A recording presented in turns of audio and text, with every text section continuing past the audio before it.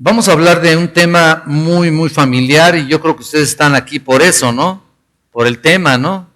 En realidad hay una cierta curiosidad y eso, pues gracias a Dios, porque es un tema muy conocido que está fuertemente ligado a la sociedad. Y estoy seguro que también está ligado y relacionado con nuestra familia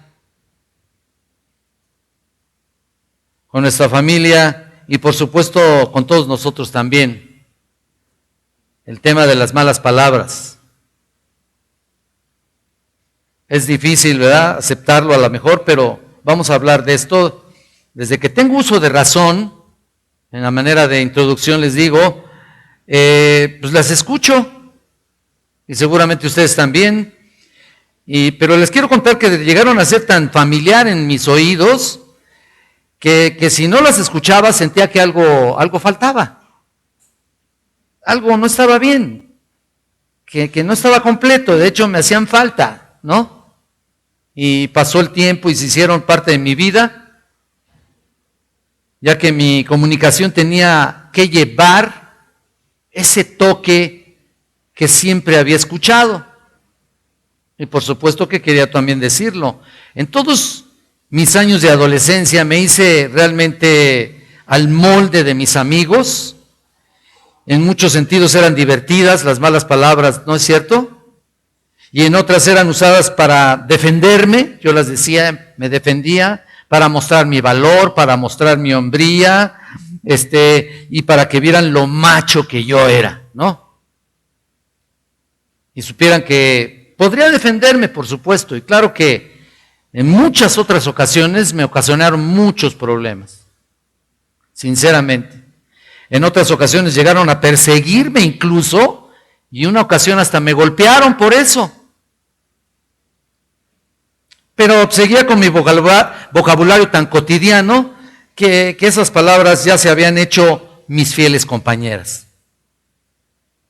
Cuando el Señor alcanzó mi vida, fui cambiando poco a poco, de pronto dejé de decirlas. Y entonces supe lo que eran delante del Señor, y con el correr del tiempo hemos estado tan arraigados, me he dado cuenta que hemos estado muy arraigados a ese tipo de cultura. Nuestro castellano realmente se ha distorsionado de manera, pues terrible, de una manera terrible, significativa, a tal grado que cada vez que escucho yo por ahí alguna conversación, el 50% son groserías y el otro 50% son de palabras normales, y ustedes lo saben. Y saben que no es necesario ir a lugares así bajos o escuchar ese vocabulario con los vagos de la calle que dicen y hacen todo tipo de fechorías, y no solamente hacen, sino dicen. No es necesario ir ahí.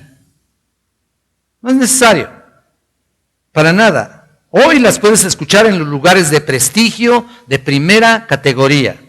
En las colonias más caras de México, con las personas más acomodadas del país, las puedes escuchar perfectamente bien y más fuerte a veces. Incluso con los ejecutivos de más alto nivel empresarial, con las personas más adineradas del Distrito Federal, puedes escuchar esas palabrejas. Y lo peor, mira, tú las escuchas las peores barbaridades en labios de mujeres. Pero no creas que las que andan en los tianguis, ni siquiera las que salieron ahí de la cárcel o lo que sea. No, con las mujeres más popov, con las mujeres supuestamente más finas, ve algún tipo de restaurante de lujo que puedas encontrar por ahí, alguna cafetería, algún salón de belleza, el más caro donde puedas entrar, y te vas a dar cuenta de lo que estoy diciendo. Si antes uno se recataba delante de los padres, también ese es otro concepto que les quiero decir. Mira, ahora tú las puedes escuchar terribles groserías en labios de los niños.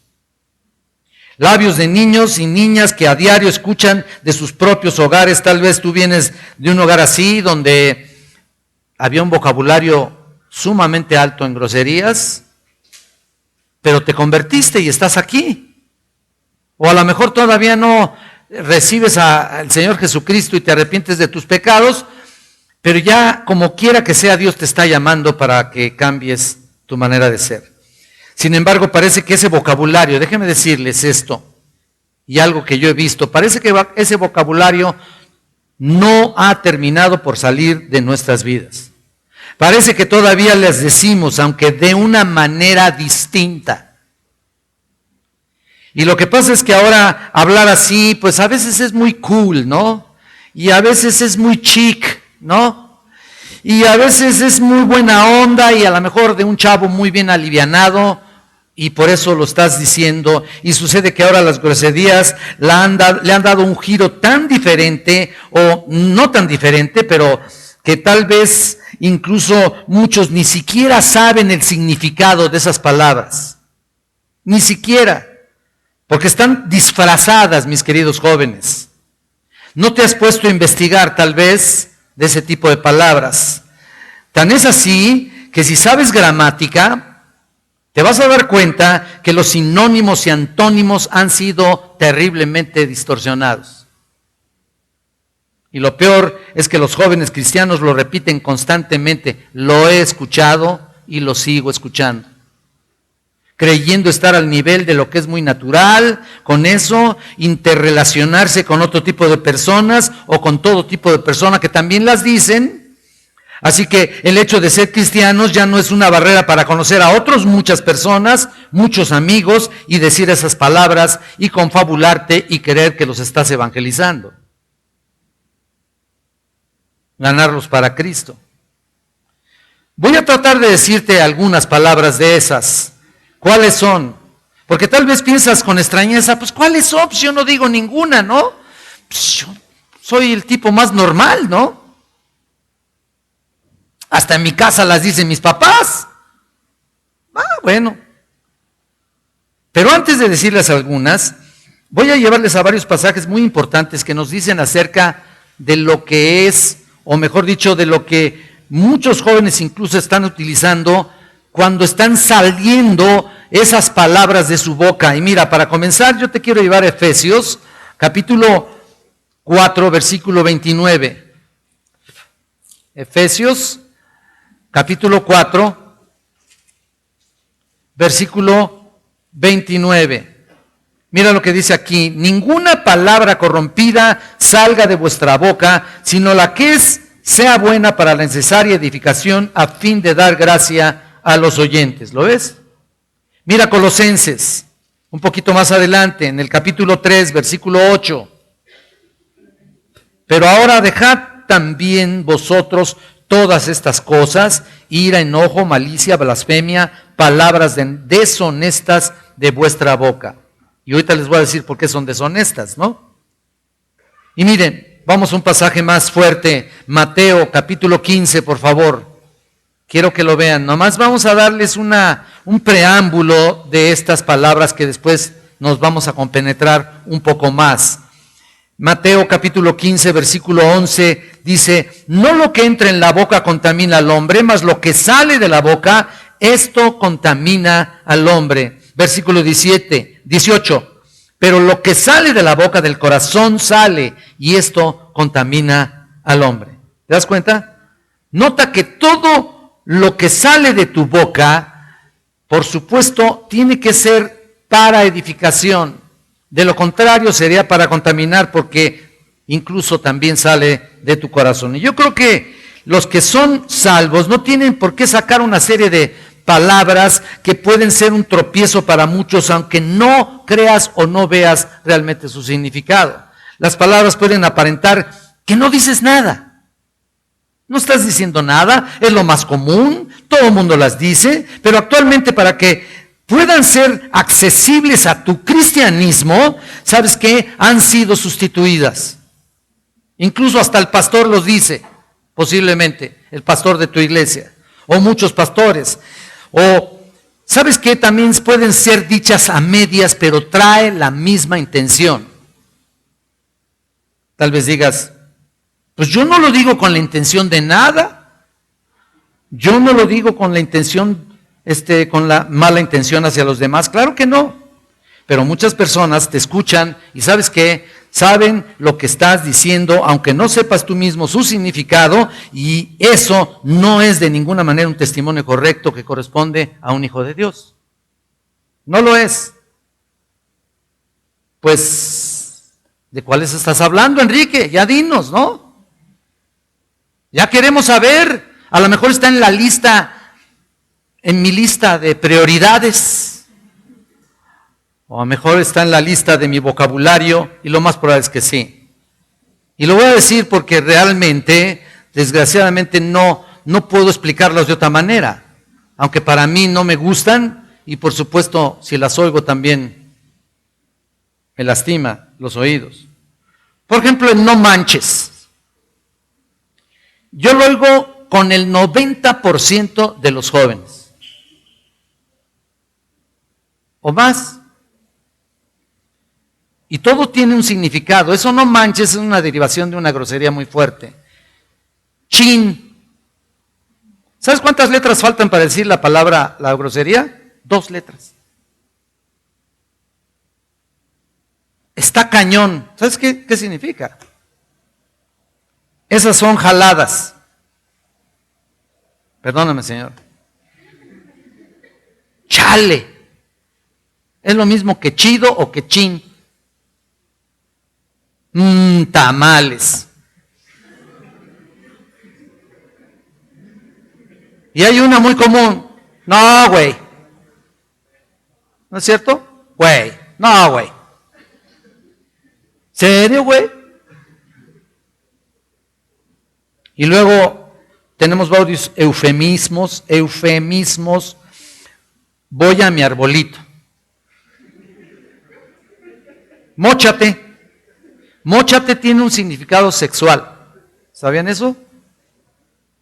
Ah, cómo chillan. Cómo me chilla el ojo.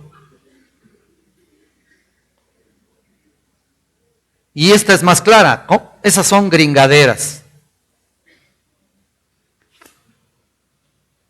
Ya ni la chiflas. No más. ¿Lo has oído? O si no, el clásico, qué mal pex. No hay pex. Ya ni pex. O, ¿qué pex? O si no, ese es medio mamila. Mira, tú te ríes sin duda por algo, o porque están muy familiarizadas en cierto sentido contigo, o porque aunque pueden ser chistosas, se hicieron ya parte del vocabulario mexicano. Y tú le dices, y tú las dices porque, pues no es precisamente la grosería, y tienes esa oportunidad de decirlas, te estás viendo realmente al mismo molde que todos los demás, y porque todos la repiten tú también, pero están disfrazadas. Pero para los que sabemos su significado, tú estás diciendo la misma grosería que los demás y estás contaminando a los oyentes y estás dando un veneno, aunque no lo quieras, a los demás. Quizá tú digas que estoy exagerando, pero un vocabulario así, desgraciadamente, es la misma connotación, la misma forma de hablar de todas las demás groserías y vulgaridades. Yo te voy a invitar a que vayas a un versículo y vamos a analizar desde este punto de vista, desde este pasaje, para que tú veas cómo eso puede utilizarse como un veneno. Vamos a Santiago, vamos al capítulo 3 y vamos a leer del versículo 7 al 11. Si se puede, desde el 6 no es que solamente voy a analizar del 7 al 11, pero vean ustedes. Dice, y la lengua es un fuego, un mundo de maldad. La lengua está puesta entre nuestros miembros y contamina todo el cuerpo, e inflama la rueda de la creación y ella misma es inflamada por el infierno. Porque toda naturaleza de bestias y de aves y de serpientes y de seres del mar se doma y ha sido domada por la naturaleza humana, pero ningún hombre puede domar la lengua, que es un mal que no puede ser refrenado, llena de veneno mortal. con ella bendecimos al Dios y Padre, y con ella maldecimos a los hombres que están hechos a la semejanza de Dios. De una misma boca proceden bendición y maldición. Hermanos míos, esto no debe ser así. ¿Acaso alguna fuente hecha por una misma abertura, agua dulce y amarga? Hermanos míos, ¿puede acaso la higuera producir aceitunas o la vid higos? Así también ninguna fuente puede dar agua salada y dulce. Solamente voy a analizar del versículo 7 en adelante, pero mira, tal parece una exageración, pero la lengua ha sido causa, escúchame esto, la lengua ha sido la causa de los mayores desastres de la historia de la humanidad. La lengua. Hay un poder increíble en todo lo que sale de nuestra boca, que si contáramos en estos momentos toda la información y lo que ha producido la lengua, realmente no terminaríamos incluso en varias semanas. Se los puedo asegurar. Y nosotros hemos utilizado nuestra lengua precisamente en parte para eso. Con la lengua, mira, podemos hacer un daño terrible o hacer un bien maravilloso, ¿no? Un mal terrible o hacer un bien enorme, pero desgraciadamente lo usual es lo primero. La contaminación es tan importante en el área con las familias, en general, y por supuesto que en la sociedad en la que vivimos, porque ¿qué? Es un problema frustrante que tenemos en la... Mira, al poder o al querer platicar con alguien, desgraciadamente vas a escucharlo de todo tipo de personas, este lenguaje, pero con cristianos no puede ser posible. Hay contaminación. Y mira, si habláramos de la contaminación, es como eso precisamente, todo el mundo sufre por la contaminación, ¿no es cierto? Y sin embargo todo el mundo contribuye a ella. Es lo mismo. Por algo Santiago le dedica aquí todo un capítulo de su epístola. Podríamos decir que lo que vamos a ver es una conclusión de lo que Santiago está diciendo aquí, que describe precisamente a la lengua. Mira, del versículo 7 al 8 está hablando de un dominio frustrado. En el versículo 9 y 10 hay un propósito frustrado. En el versículo 11 y 12 hay un fruto frustrado. Vamos a ver el primero. El dominio frustrado, desde el 7 al 8, que dice, porque toda naturaleza de bestias y de aves y de serpientes y de seres del mal se doma y ha sido domada por la naturaleza humana, pero ningún hombre puede domar la lengua, que es un mal que no puede ser refrenado, llena de veneno mortal. Lo que trata de comunicarnos aquí Santiago es algo muy importante en estos versículos, es que toda la naturaleza que Dios puso en el huerto del Edén, incluyendo a todos los animales de todo tipo, habían sido puestos ahí exclusivamente para estar controlados bajo el dominio humano, bajo el dominio del hombre. Por eso lo puso Dios.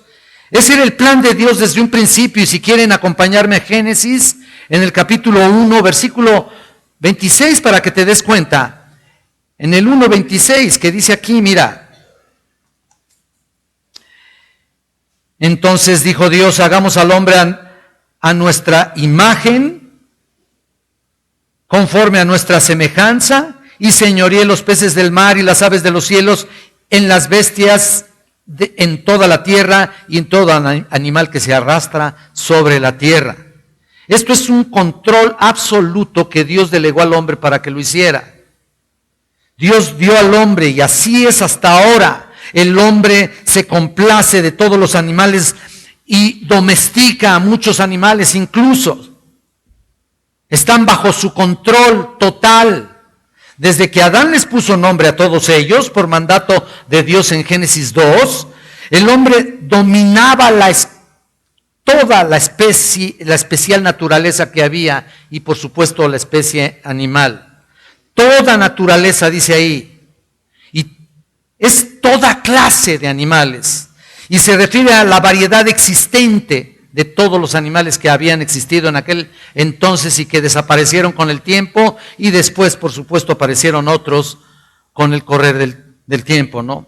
Pero aquí la palabra domar, si regresamos a nuestro versículo de Santiago 3, que dice la palabra domar en el versículo 8, me llama la atención y quiero adelantarme en eso. La palabra domar es damasetai y significa prácticamente gobernar, controlar dentro de ciertos límites. Ahora bien, no es que haya sido capaz de conquistar a los animales y domarlos con el tiempo, no, sino que Dios lo hizo señorial desde un principio a todos los animales, bajo estos elementos. El hombre, aunque puro de alma, realmente no conocía nada de esto. Y no es que haya tenido la capacidad por sí solo de aprender a domar a los animales. No, simplemente Dios lo puso bajo sus pies. Ese dominio Dios lo puso bajo sus pies. Y mira el Salmo, mira, con esto podemos ir un poquito para atrás, en el Salmo 8, para que te des cuenta. En el Salmo 8 dice así, en el versículo 6 al 8. Mira, le hiciste señorear sobre las obras de tus manos. ¿Lo estás viendo? Todo lo pusiste debajo de sus pies, ovejas y bueyes, todo ello, y asimismo las bestias del campo, las aves de los cielos y los peces del mar, todo cuanto pasa por los senderos del mar. Ahí está el dominio. Vemos con toda claridad ese dominio sobre ellos, ¿no es cierto? Ahora, si regresamos a nuestro versículo, vean en el versículo 8 en general, pero ningún hombre puede domar la lengua para comenzar. Entonces, en comparación con los animales, el hombre es incapaz de domar su lengua. Domina todo la especie animal, ¿no es cierto? Domina muchos aspectos de su vida, pero es incapaz de domar su propia lengua. Y eso que la tiene ahí, en medio de él. Dios no podía incluir a la lengua, por supuesto, como si fuera un animal para dominarla o como si tuviera vida propia. No. Era el mismo hombre quien debía hacerlo, ya que es un miembro exclusivo de nuestra boca por el cual podemos nosotros emitir sonido y poder hablar. Pero cuando el pecado entró al mundo, por Adán, el hombre, aunque no dejó de tener dominio en los animales, desgraciadamente no pudo dominar la lengua. Pero nota lo que dice en el versículo 8, ningún hombre, ¿lo estás viendo? Ningún hombre, es decir, ningún hombre sobre la faz de la tierra que haya existido y que haya vivido sobre esta tierra puede o es incapaz de domar la lengua. Santiago está enfatizando la completa incapacidad del hombre para controlarla, pero lo que quiere decir también es que ningún hombre por su propia fuerza podría mantener controlada la lengua de una manera total. Y eso significa realmente que aún siendo cristianos, tampoco podemos hacerlo por nosotros o por nuestra propia capacidad. Posiblemente lo pueda hacer con principios éticos, morales, pues posiblemente, ¿no es cierto? Pero definitivamente que nunca en forma completa. ¿Por qué? Porque solo el Señor lo puede hacer. Mira, y obvio que cuando la lengua está basada en el sometimiento a la voluntad de Dios, por supuesto que Dios la puede controlar. Y con eso solamente se logra a través de la práctica de una fe viva, de una fe dinámica, de un crecimiento constante en la palabra de Dios, se puede dominar o controlar tu propia lengua. Por eso Santiago señala dos calificativos aquí, quiero que vean conmigo y vayan conmigo a dos calificativos. Mira, uno es un mal que no puede ser refrenado, ¿lo estás viendo? Versículo 8. Y el otro es llena de veneno mortal. Qué terrible, ¿no? Mira, en primer lugar, un mal que no puede ser refrenado. Quiero explicar un poquito esto. El mal en el Nuevo Testamento se enfoca en algo destructivo, dañino, injusto, oponiéndose a todo lo bueno. Y cuando dice que no puede ser refrenado, es incontrolable realmente. Y quiere ser O sea, y quiere decir inestable o inconstante. Y cuando dice que es todo esto, nos pone a pensar lo peligrosa que es la lengua. Es decir, si estuviéramos cerca de un animal salvaje, pues le tuviéramos miedo, ¿no? Correríamos en dirección contraria, ¿no es cierto? Tendríamos mucho miedo, pero si está suelto, pues peor, ¿no? Imagínate nada más cómo nos pondríamos. Ahora mira, la lengua, no solo la tratamos bien suelta y no tenemos ningún temor, sino que está aquí en medio de nuestros propios miembros, ¿no es cierto? ¿Por qué nos da tanto miedo en un momento dado? O mejor dicho, ¿por qué no tenemos el miedo requerido, no? En otras palabras, ¿por qué no está controlada? Y no solamente eso, sino que además se jacta, dice ahí. ¡Qué terrible! No es, ya dijimos que no es que tenga vida propia, pero realmente la lengua no puede ser, como dice aquí el versículo 8, es un mal que no puede ser refrenado. No la vas a refrenar con absolutamente nada. Solamente si está sometido a la palabra de Dios, por supuesto, y al control del Espíritu Santo. En segundo lugar, mira, dice llena de veneno mortal. Esto es realmente un diagnóstico fatal. Terrible. Pablo describe la condición pecaminosa del hombre realmente, y pudiéramos verlo aquí en Romanos capítulo 3, si te das cuenta un poquito ahí, y ves en el versículo 13 y 14, nada más 2 versículos. Sepulcro abierto es su garganta. Mira lo que dice, con su lengua engañan. ¿Lo estás viendo? Veneno de áspides hay debajo de sus labios. Su boca está llena de maldición y de amargura. ¡Wow! ¡Qué tremendo! Los 2 pasajes dice que está la palabra llena, lleno, tanto este como el de Romanos. Y Santiago describe la lengua llena de veneno. Y lo va transportando donde quiera que se dirige, desgraciadamente. Y esta es una descripción de una persona que donde quiera que vaya o con quien esté, sigue hablando de la misma manera, de la misma forma, con quien sea. Ese es su estilo de vida, esa es su forma de vida, su estilo de hablar. Son como las serpientes, inyectan en un momento dado su veneno en todo su momento, en un momento determinado, y se van y se alejan. Claro que tú dices a lo mejor, oye, las malas palabras no son veneno como los dice Santiago, ¿no? A lo mejor tú me dices eso. Tal vez, pero no sabemos el alcance que puedan tener. Y como les dije en un principio, ha sido realmente el desastre mundial. La lengua ha ocasionado los peores desastres. Y desgraciadamente no hay quien pueda refrenarlo. Ese es el estilo de vida de la gente. Y bueno, por supuesto que todo, sobre todo cuando se tiene que dar un buen testimonio, ¿cómo sería entonces? ¿Cuáles serían los parámetros? ¿En qué sentido estoy tratando de aplicar el capítulo 3 de Santiago para estas palabras disfrazadas que luego se te salen de repente? ¿Sabes qué? En un momento dado puedes tropezar a una persona y una persona jamás puede, o mejor dicho, va a querer saber del Evangelio. Ese es el peligro. Por eso es mortal, ¿no es cierto? Santiago hace un diagnóstico aquí tremendo de esa capacidad destructora de la lengua. En primer lugar, si te das cuenta, en los versículos 5 en el versículo 5 dice que es jactanciosa. En el versículo 6 dice que es un fuego. En el versículo 6 también dice que contamina totalmente la personalidad. Otra, su influencia dura lo mismo que la vida de una persona, ahí mismo en el 6. Su energía es infernal también. Y tampoco puede ser domada por el hombre. Mira qué diagnóstico, ¿eh? Es incontrolable en el versículo 8. Está llena de veneno mortal, como lo acabamos de decir,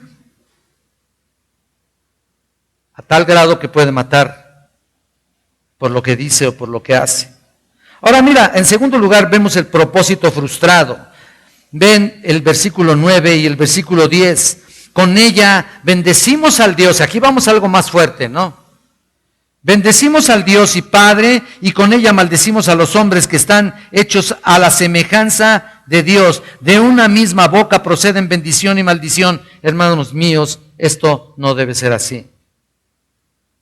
¿Por qué le llamó así? Bueno, pues porque el no tener control de la lengua para los propósitos que fue hecha, realmente trae consecuencias lamentables. ¿Por qué? Porque en la vida del creyente se convierte en un obstáculo grave para el cristiano, en su crecimiento. Y eso es a lo que voy con ustedes y conmigo. Si en algún momento he dicho esto, o con muchos de los que conocen. Además impide una relación provechosa con otras personas. Vamos a ver las incongruencias que resultan por la falta del control de la lengua. Mira, por un lado dice bendecimos, ¿no dice ahí? Bendecimos. Mira, la palabra es la palabra eulogoumen y significa literalmente hablar bien. Bendecimos, hablar bien. Es como lo que sucedió a Zacarías en un momento dado, el esposo de Elizabeth, prima de María, la madre de Jesús. Ya estoy diciendo todo, ¿no? Su genealogía. Pero mira, padres de Juan el Bautista, por supuesto. Vean Lucas, por favor, y vayan lo que dice ahí en el capítulo 1, versículo 64. Lucas capítulo 1, versículo 64. Para que tú te des cuenta qué es lo que hacía con la lengua. Al momento que fue abierta su boca, dice, y suelta su lengua y habló bendiciendo a Dios. Ahí está. Nota aquí, cuando tú vas a la iglesia también, o cuando vas al grupo de jóvenes de tu iglesia, tú estás cantando alabanzas, estás bendiciendo a Dios, ¿no es cierto? Estás glorificando al Señor. Pero desgraciadamente vemos una dualidad en la función de la lengua. Mira, el doctor Elvis Carballosa, un conocido escritor que tiene varios libros, dice que es una paradoja, porque la misma lengua, por un lado, es un instrumento de alabanza y por otro lado se usa para maldecir a los hombres, a los que hemos sido hechos conforme a la imagen de Dios, y obviamente aquí lo dice, y esta es una actitud realmente hipócrita y antibíblica. Porque fíjense, por un lado tiene un espíritu, también posee una personalidad, por lo tanto es moralmente responsable de todo lo que dice, de todo lo que haga. El Señor delegó en el ser humano una autoridad para administrar la tierra. Y a pesar de su pecado en su experiencia, el hombre sigue siendo imagen de Dios. No ha dejado de serlo.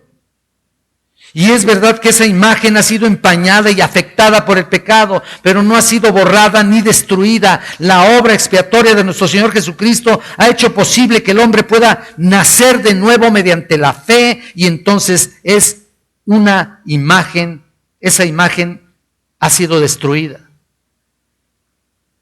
por el pecado, pero puede ser restaurada. En el momento que las personas se acercan al Señor Jesucristo, por supuesto adquieren una nueva personalidad. Por lo tanto, ¿cómo puede ser posible que por un lado bendecimos a Dios y al mismo tiempo estamos hablando tonterías o maldiciendo a otros hombres que fueron hechos a la imagen y semejanza de Dios también? ¿Cómo nos hemos atrevido a hacer eso? ¿De dónde hemos adquirido autoridad para maldecir a los hombres? Cualesquiera que sean, ¿no es cierto? Esto me recuerda que aún contra nuestro principal enemigo, que es el diablo, que son autoridades y potestades superiores, déjame decirte algo, a nosotros nunca debemos proferir maldición, porque eso le corresponde exclusivamente a Dios. Lo dice en Judas 9. Y hay veces que muchos cristianos están maldiciendo al gobierno y hablando mal del gobierno, y eso no nos corresponde a nosotros. Definitivamente que no. Por eso es que le he llamado a este inciso el propósito frustrado.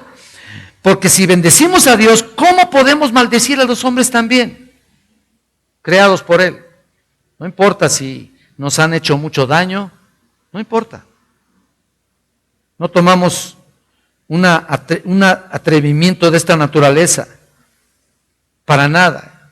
Yo he escuchado hermanos expresarse de una manera parecida, cuando dicen, ay, ese maldito, me las va a pagar. ¿Se te hace conocidas estas palabras? Ahí está, ¿no? O algo por el estilo. ¿Por qué? Porque no conocen la grandeza de Dios. Escucha esto, no conocen la grandeza de Dios para que Él sea el que haga justicia y tome solo Él la venganza requerida. Por eso aquí en Primera de Pedro, vean ustedes en la primera carta de Pedro, en el capítulo 2, versículo 23, mira lo que dice, porque vosotros erais como ovejas, en el 23, quien cuando le maldecían no respondía con maldición.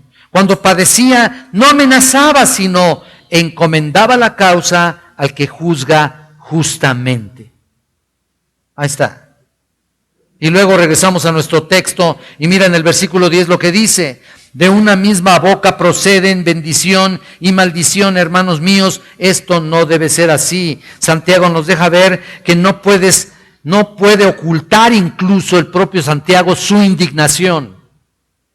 ¿Cómo es posible que de una misma fuente, de un mismo origen, de un mismo conducto, de la misma procedencia, salgan dos cosas tan diferentes? Alguien pudiera ver esto exagerado en los análisis que hago, pero mira, quiero que lo vean con mucho detenimiento. No lo vamos a tomar a la ligera. Y yo veo esto como un adulterio espiritual. Tú vas a decir, exageras, Enrique. Mira, puede ser que sí, pero mira, ¿puedo estar alabando a Dios y por ese mismo conducto sale todo tipo de vulgaridades? Dime si esto no es un adulterio espiritual. Todo tipo de groserías, no puede ser. Piensa por un momento el tipo de carácter que tienes. Piensa. Y lo más probable es que según como seas o como hayas tenido una formación en tu crecimiento, así mismo puedas adjudicarles a tu trasfondo cultural todo lo que eres o todo lo que dices. Pero esto no tiene nada que ver con eso. Hay muchos que tienen la facilidad de echarle, por decir así, bronca a los demás. ¿No los has visto? Claro que sí. De veras, pero cuando te llevan a la iglesia o vas a la iglesia, quieres aparentar lo que no eres. ¿Cómo sería posible eso? O tal vez porque no has recibido la formación espiritual que necesitas. Y mira, Santiago concluye aquí en el versículo, hermanos míos, esto no debe ser así. Es como decir, hermanos, no hay necesidad que esto continúe. Y es que Santiago veía las contradicciones, las inconsistencias en el comportamiento de los que se dicen ser creyentes y en la iglesia son unos y en la calle son otros. En la iglesia son unos y en la escuela son otros. En la iglesia son unos y en tu trabajo son otros. ¿No es una inconsistencia? ¿No es una contradicción? ¿No lo es? Claro que lo es. Y hoy, por supuesto, sigue igual. Porque mira, hoy existe más presión en la vida. El pecado es más abierto. En otras palabras, parece haber más razón para decir toda clase de palabrejas. Pero de ninguna manera existe la excusa. ¿Por qué? Porque ¿qué gloria trae a Dios con eso? Si tú no tienes una verdadera transformación en tu vida, entonces realmente puedes decir lo que tú quieras. Nadie te va a detener. Pero sinceramente, si tú te dices ser cristiano, Si tú te dices ser una persona que ha recibido a Cristo y que verdaderamente quiere seguir los pasos de Jesucristo, tu vida debe ser transformada. Os ruego por las misericordias de Dios que transforméis vuestros cuerpos en sacrificio vivo, santo, agradable a Dios, que es vuestro culto racional. Así dice el segundo versículo de Romanos 12. Pero mira lo que dice el versículo 1. Y tú te los debes saber de memoria seguramente, porque dice aquí: así que, hermanos, os ruego por las misericordias de Dios que presentéis vuestros cuerpos en sacrificio vivo. Bueno, creo que lo dije al revés, pero ahí está: agradable a Dios, que es vuestro culto racional. No os conforméis a este siglo, sino transformaos por medio de la renovación de vuestro entendimiento, para que comprobéis cuál sea la buena voluntad de Dios, agradable y perfecta. Tu entendimiento tiene que ser transformado. De otra manera, seguirás hablando lo que tú quieras. Miren, por último, quiero que vean, regresamos a Santiago en el capítulo 3, versículo 11 y 12, el fruto frustrado. Vean lo que dice ahí: ¿acaso alguna fuente hecha por una misma abertura agua dulce y amarga? Hermanos míos, ¿puede acaso la higuera producir aceitunas o la vid higos? Así también ninguna fuente puede dar agua salada y dulce.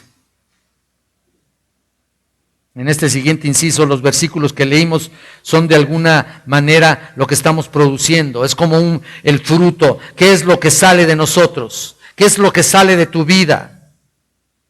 Por eso le he llamado así, fruto frustrado. Estas son como dijéramos, las retóricas aquí en este pasaje, en estos dos últimos versículos que vamos a ver hoy, ¿no? Las retóricas que Santiago pone como una ilustración de lo que quiere decir. Número 1, ilustra la bendición y la maldición con el agua dulce y amarga. ¿Lo estás viendo? Ahí está, versículo 11. Aquí la fuente es la que produce el agua, el manantial. Pero ahí dice que echa. ¿Lo estás viendo? La palabra echa, no sé si la estás viendo ahí. Versículo 11. Y lo que quiere decir es que brota, emana, sale. ¿Qué es lo que está saliendo de ti? Y lo que aquí describe Santiago es el efecto que hace el agua cuando sale a borbotones de un manantial así, ¿no? ¿Has visto que sale en esas fuentes, sale muchísima agua? Bueno, ¿qué es lo que está saliendo con tu vida, no? Y lo que vemos también aquí es que la fuente produce un solo tipo de agua. Son famosas en Palestina esas fuentes por su número y muchas por su volumen. En Deuteronomio 8:7 lo puedes ver. Pero la estructura de la pieza caliza del suelo de la tierra, de tierra santa, permite que las aguas que han caído por la lluvia durante el invierno, allá llueve más o menos en esa época, sean absorbidas y mantenidas en el subsuelo como reservas de agua. A menudo esa fuente determinaba el asentamiento de un poblado cuyo nombre en algunas ocasiones conserva el prefijo de en, que quiere decir fuente, en fuente. Por ejemplo, Endor, o Engadi, o Enganim. En un sentido figurado, fuente, mira, se usa para hacer referencia a Dios mismo. Dios mismo. En otras palabras, Él es una fuente de agua que salte para vida eterna, ¿no es cierto? Ahí está. Es la fuente de agua viva y manantial de vida. La salvación que nos da Jesucristo se compara con los escritos de Juan cuando dice, con una fuente de agua que salte para vida eterna. Y mira también lo que dice en Juan 14, si te vas ahí a Juan 14, lo vas a ver, en Juan 4, versículo 14, dice aquí, mas el que bebiere del agua que yo le daré no tendrá sed jamás, sino que el agua que yo le daré será en él una fuente de agua que salte para vida eterna. ¿Lo estás viendo? El Señor es esa agua por la que tenemos vida eterna. Y la bebimos porque nos estábamos muriendo, estábamos muertos prácticamente. Y ninguna agua podría haber satisfecho nuestra sed. Gracias. Ninguna. Y esta agua de vida, realmente, ¿qué pasó con ella? Nos quitó la sed, ¿no es cierto? Nos dio vida y ahora dependemos de ella porque está representada por la palabra de Dios. ¿Te acuerdas lo que dice en Efesios 5:26? En el lavamiento del agua por la palabra. Ahí está. Así que si tenemos ya en nuestra vida el agua saltando también en medio de nosotros, no puede de ningún modo salir otro tipo de agua de nuestra boca. No puede salir agua amarga. Pero entonces, ¿por qué sucede? ¿No es inconcebible realmente, por no decir insólito, que un manantial esté produciendo agua dulce y amarga? Yo creo que sí, ¿no? Y que brote por la misma abertura. Mira, la segunda retórica se puede decir que es tomada de la experiencia cotidiana del pueblo hebreo. ¿Puede acaso, ahí dice, una higuera producir aceitunas? ¿Lo estás viendo? ¿O la vid higos? ¿Cómo va a producir la vid higos, no? Por supuesto que la respuesta a esta pregunta es enfático. No, los israelitas estaban bien familiarizados con todo tipo de cosechas. Y por supuesto también lo que cada fruto era sembrado, pues eso recogías. No vas a sembrar sandías y te van a salir mangos, ¿no? ¿Te imaginas? Y de repente siembras por ahí cacahuates y te salen aguacates. No puede ser. De ninguna manera. Así que tampoco el Señor espera un fruto extraño de lo que ha sembrado en tu corazón. Y eso es lo que quiero decir. No puede haber ningún fruto extraño si has sembrado en tu corazón una semilla maravillosa, una semilla para gloria, que es la palabra de Dios. Así también los agricultores esperan un fruto determinado por lo que han sembrado. Ellos no esperan manzanas si han sembrado guayabas, ¿no? Entonces, lee Mateo, por favor, solamente para dar esta referencia. Quiero que vayas a Mateo capítulo 7, versículos 16 y 17. 7, 16 y 17.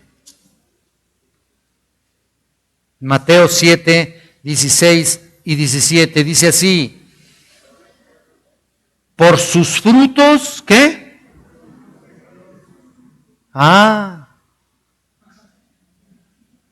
Qué bueno, ¿no? Así que ya conoces a varios, ¿no?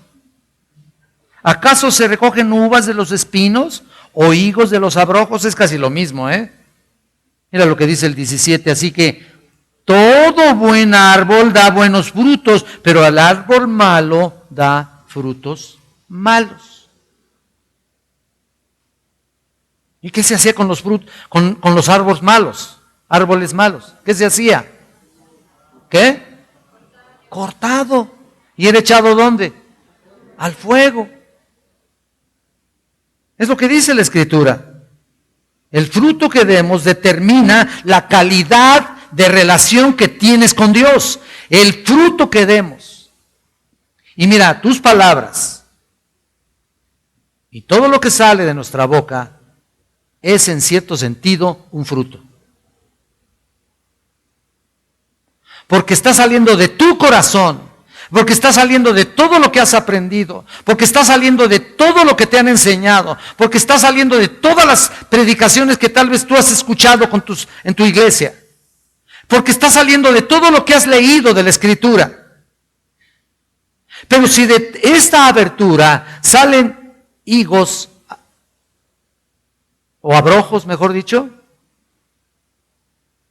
¿qué entonces fue sembrado en ese corazón?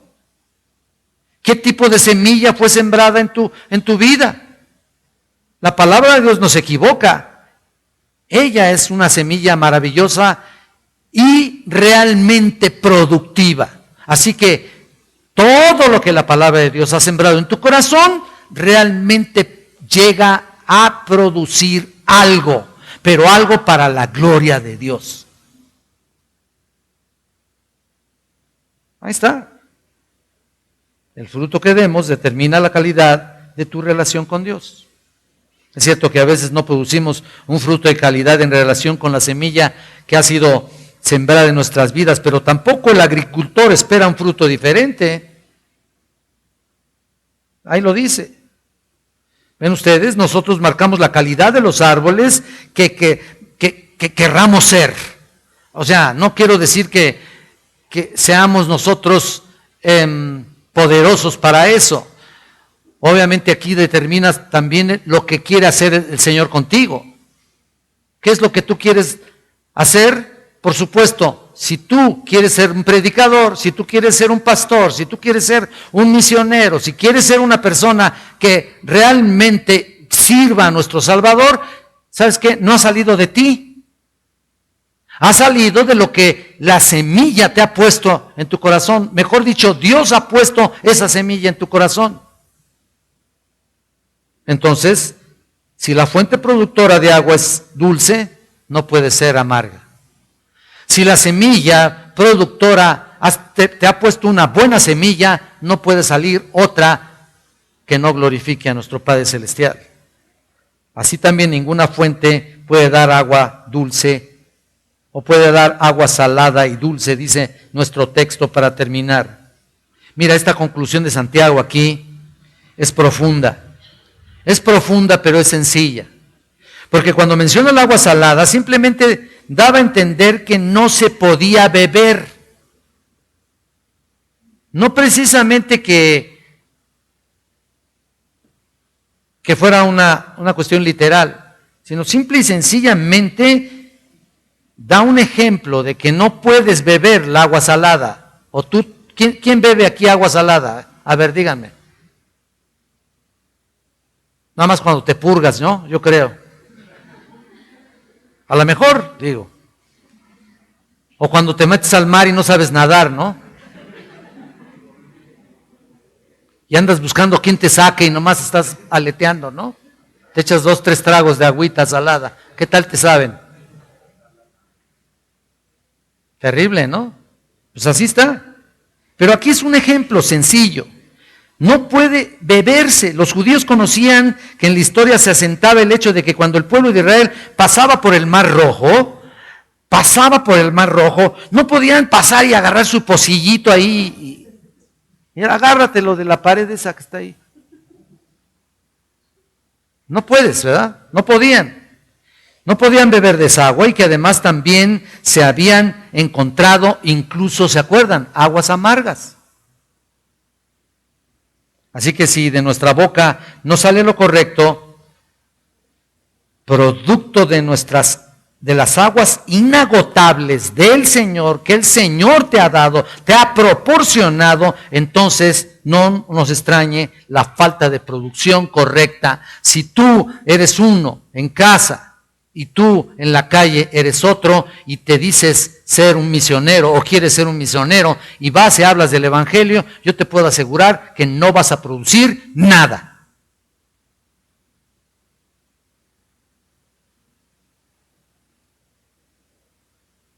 Dios no puede ser engañado, no puede ser burlado.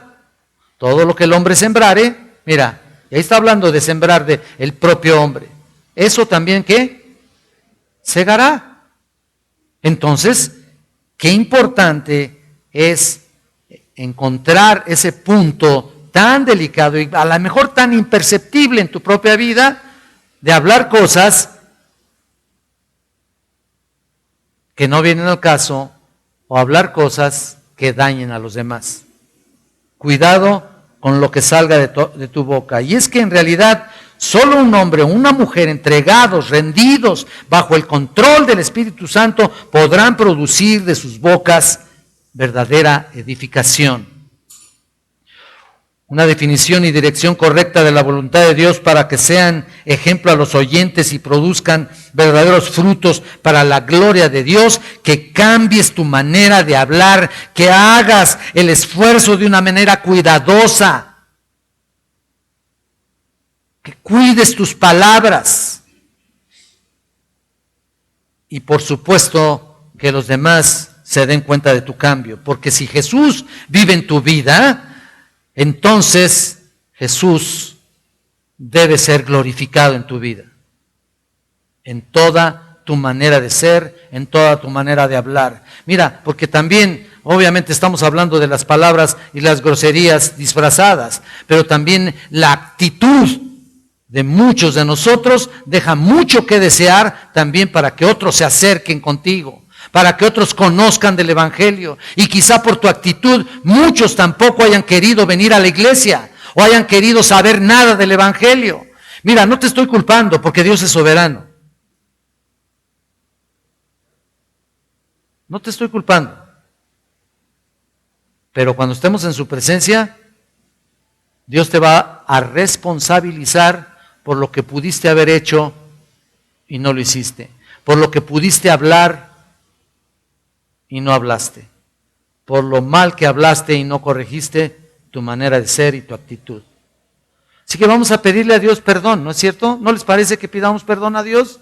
No sé cuántos de ustedes aquí en esta noche, pues mira, qué mejor reconocerlo. Hasta hay un dicho, ¿no?, humano, que dice, es de sabios reconocer los errores, ¿no? Hasta los humanos dicen eso. Los sabios dicen eso, aunque hayan sido ateos todos, ¿no? O muchos. Pero es de sabios reconocer tu pecado. Es una actitud de humildad. Y qué mejor en estos momentos que tú tengas un encuentro con el Señor y le digas, Señor mío, por favor, perdona mi forma de ser, mi modo de hablar. Te pido, por favor, que me ayudes a renovar mi entendimiento, porque ustedes creen que sale solamente de aquí. No, sale del corazón. Del corazón salen los malos pensamientos, las malas palabras. Del corazón sale todo, de tu mente. Una malformación puede traer más malformación por mucho tiempo a otros que te están escuchando o te están viendo. Así que vamos a pedirle perdón a Dios. Vamos a decirle, Señor, ayúdame. Quiero cambiar, quiero ser diferente, quiero estar limpio de mi lengua, quiero estar limpio de mi corazón y de mi mente. Les pido que inclinen su rostro, por favor. Santo y bendito Dios, te damos muchas gracias, Señor, por este tiempo. Yo sé, Señor, que esto, estoy seguro que debieran haberlo escuchado hasta mayores, personas mayores. En muchos escuché realmente personas mayores, casados, matrimonios, hasta gente grande hablar vulgaridades y tonterías, palabras disfrazadas, malas palabras disfrazadas. Yo te pido, Señor, que esta noche nos quebrantemos delante de ti, quebranta corazones, Señor, y te pido que en esta noche podamos pedirte perdón por todo las tonterías que a veces decimos, porque no hemos sido de edificación, y ya con eso, el hecho de no haber sido edificación a los oyentes, pues realmente nos pone en la otra posición. Así que, Padre eterno, te pido que perdones nuestras faltas. Perdóname, Señor, nuestras palabrejas, esas palabrejas que todavía están tan arraigadas a nuestra mente, a la manera de ser por tantos programas de televisión y tantas películas y tantas tonterías en internet que aparecen. Señor, te pido que nuestros jóvenes aquí presentes sean limpios y que confiesen su falta para que tú puedas perdonarles, Señor. Gracias, Señor. Gracias porque estoy seguro que lo harán y estoy seguro que renovarán su mente para ser personas que glorifiquen a nuestro Padre Celestial. Eterno Dios, Gracias, eterno Dios.